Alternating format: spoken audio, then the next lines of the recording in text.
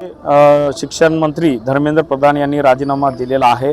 मला वाटतं हा सर्व एकजुटीचा विजय आहे, विद्यार्थ्यांचा एकजुटीचा विजय आहे, विद्यार्थ्यांनी जो संघर्ष केला त्याचा विजय आहे, संविधानाचा विजय आहे, लोकशाहीचा विजय आहे। आणि आमचे जे विरोधी पक्ष नेते माननीय राहुलजी गांधी यांनी संपूर्ण इंडिया आघाडीची जे एक मोठ बांधलेली होती, संसदेमध्ये वेळोवेळी संसद बंद पाडण्याचं काम, संसदेच्या बाहेर आंदोलन करण्याचं काम सर्व खासदारांना मिळून केलेलं आहे। तो त्यांचाही विजय याच्यामध्ये आहे असं मला वाटतं। आणि आज आम्ही विजय मार्च या ठिकाणी डॉक्टर बाबासाहेब आंबेडकर पुतळ्यापासून ते महात्मा गांधी यांच्या पुतळ्यापर्यंत आम्ही या ठिकाणी सर्व काँग्रेसच्या कार्यकर्त्यांनी या ठिकाणी काढलेला। शिक्षण मंत्री धर्मेंद्र प्रधान यांनी राजीनामा दिलेला आहे। मला वाटतं हा सर्व एकजुटीचा विजय आहे, विद्यार्थ्यांचा एकजुटीचा विजय आहे, विद्यार्थ्यांनी जो संघर्ष केला त्याचा विजय आहे, संविधानाचा विजय आहे, लोकशाहीचा विजय आहे। आणि आमचे जे विरोधी पक्ष नेते माननीय राहुलजी गांधी यांनी संपूर्ण इंडिया आघाडीची जे एक मोठ बांधलेली होती, संसदेमध्ये वेळोवेळी संसद बंद पाडण्याचं काम, संसदेच्या बाहेर आंदोलन करण्याचं काम सर्व खासदारांना मिळून केलेलं आहे। तो त्यांचाही विजय याच्यामध्ये आहे असं मला वाटतं। आणि आज आम्ही विजय मार्च या ठिकाणी डॉक्टर बाबासाहेब आंबेडकर पुतळ्यापासून ते महात्मा गांधी यांच्या पुतळ्यापर्यंत आम्ही या ठिकाणी सर्व काँग्रेसच्या कार्यकर्त्यांनी या ठिकाणी काढलेला। विद्यार्थ्यांना गुन्हे मागे घेण्यासाठी अजून आंदोलन सुरूच आहे या विषयावर निश्चितच आता दिपके यांनी आज दुपारी म्हणलेलं आहे की विद्यार्थ्यावर जे हल्ले झालेले आहेत, आपण त्या ठिकाणी कित्येक हजारो विद्यार्थी जंतर मंतरवर अनेक दिवसापासून आंदोलन करत होते, त्या विद्यार्थ्यांना मारण्यात आलं, लाठीचार्ज करण्यात आलं, कित्येक विद्यार्थिनीचे कपडेसुद्धा फाडण्यात आलं। हे सर्व भारतानं मीडिया थ्रू बघितलेलं आहे। एवढं असंवेदनशील सरकार कसं वागू शकते विद्यार्थ्यांप्रती त्या ठिकाणी आहे। आणि जे विद्यार्थी या ठिकाणी आत्महत्या केलेल्या आहेत त्यांना सरकारच्या वतीने कंपन्सेशन मिळालं पाहिजे, ह्या सर्व प्रमुख मागण्या या ठिकाणी आम्ही मांडलेल्या आहेत। भाजपच्या मोठे नेत्यांनी म्हणले होते की आम्ही राजीनामा देणार नाही असं बोललो होतं, वेगवेगळे नेते बोलले होते, पण आज शेवटी राजीनामा झाला। आत्ताच काही वेळापूर्वी अशोकराव साहेबांची पत्रकार परिषद झाली, त्यामध्ये पण म्हणले की आता राजीनामा दिला, आता पुढे काय? नाही, हे बघा, भाजप ज्या आविर्भावात वागत होती, जे भाजपच्या लोकांना माज चालला होता, या सामान्य विद्यार्थ्यांनी त्यांचा माज उतरलेला आहे, हे भारतानं बघितलेलं आहे। आणि मला वाटतं की कोणी एवढा माज चढवणं बरोबर नाही।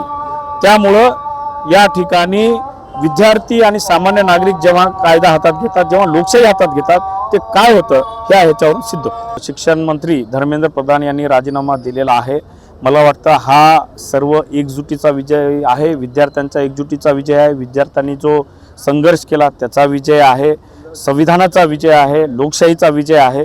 आणि आमचे जे विरोधी पक्ष नेते माननीय राहुलजी गांधी यांनी संपूर्ण इंडिया आघाडीची जे एक मोठ बांधलेली होती, संसदेमध्ये वेळोवेळी संसद बंद पाडण्याचं काम, संसदेच्या बाहेर आंदोलन करण्याचं काम सर्व खासदारांना मिळून केलेलं आहे।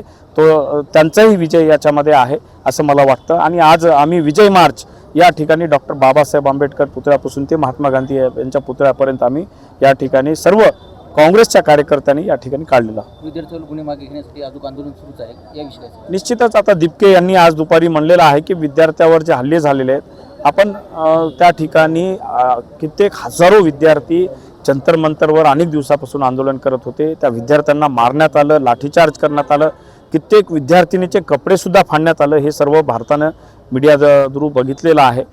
एवढं असंवेदनशील सरकार कसं वागू शकते विद्यार्थ्यांप्रती त्या ठिकाणी आहे। आणि जे विद्यार्थी या ठिकाणी आत्महत्या केलेल्या आहेत त्यांना सरकारच्या वतीने कंपन्सेशन मिळालं पाहिजे, ह्या सर्व प्रमुख मागण्या या ठिकाणी आम्ही मांडलेल्या आहेत। भाजपच्या मोठे नेत्यांनी म्हणले होते की आम्ही राजीनामा देणार नाही असं बोललो होतं, वेगवेगळे नेते बोलले होते, पण आज शेवटी राजीनामा झाला। आत्ताच काही वेळापूर्वी अशोकराव साहेबांची पत्रकार परिषद झाली, त्यामध्ये पण म्हणले की आता राजीनामा दिला, आता पुढे काय?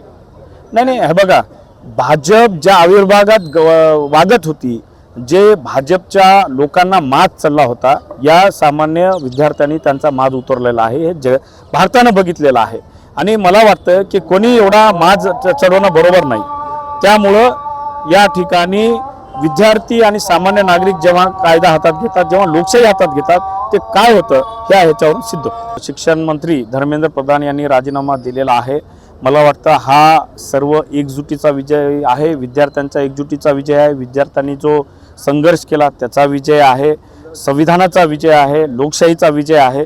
आणि आमचे जे विरोधी पक्षनेते माननीय राहुलजी गांधी यांनी संपूर्ण इंडिया आघाडीची जे एक मोठ बांधलेली होती, संसदेमध्ये वेळोवेळी संसद बंद पाडण्याचं काम, संसदेच्या बाहेर आंदोलन करण्याचं काम सर्व खासदारांना मिळून केलेलं आहे. तो त्यांचाही विजय याच्यामध्ये आहे असं मला वाटतं. आणि आज आम्ही विजय मार्च या ठिकाणी डॉक्टर बाबासाहेब आंबेडकर पुतळ्यापासून ते महात्मा गांधी यांच्या पुतळ्यापर्यंत आम्ही या ठिकाणी सर्व काँग्रेसच्या कार्यकर्त्यांनी या ठिकाणी काढलेला. विद्यार्थ्यांवर गुन्हे मागे घेण्यासाठी अजून आंदोलन सुरूच आहे, या विषयाचं निश्चितच आता दिपके यांनी आज दुपारी म्हणलेलं आहे की विद्यार्थ्यावर जे हल्ले झालेले आहेत, आपण त्या ठिकाणी कित्येक हजारो विद्यार्थी जंतर मंतरवर अनेक दिवसापासून आंदोलन करत होते. त्या विद्यार्थ्यांना मारण्यात आलं, लाठीचार्ज करण्यात आलं, कित्येक विद्यार्थिनीचे कपडेसुद्धा फाडण्यात आलं. हे सर्व भारतानं मीडिया थ्रू बघितलेलं आहे.